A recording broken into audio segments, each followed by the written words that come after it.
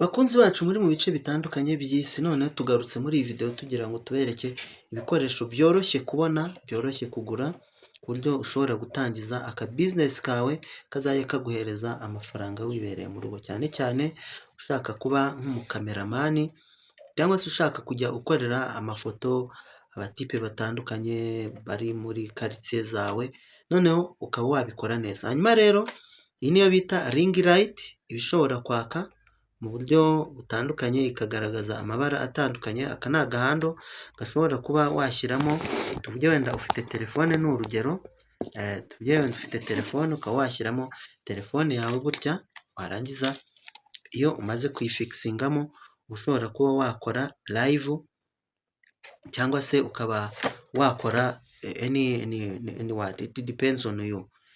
Ushobora gukora akavideo runaka kakakuryohera ukaryohereza abakunzi bawe, ukaba wagashyira kuri TikTok cyangwa se ukaba wanagashyira kuri Instagram cyangwa se ukaba wagashyira kuri YouTube short. Hanyuma rero ushobora kuba wifitiye kamera yawe, n'ubundi kamera ikagufasha mu buryo butandukanye, mu buryo uzajya ufata video cyangwa se ukifatira amafoto. Guhanagura byo kubera ko wenda ibyuma bihanagura bisa nk'aho biremereye, biragoye cyane kubibona mu bushobozi buba butaragera cyane, ariko rero hari n'uduprinter tworoshye cyane aho ushobora kuba wagakoresha wibereye muri quartier iwanyu, nabyo birashoboka ugahanagurira umuntu akaguha amafaranga.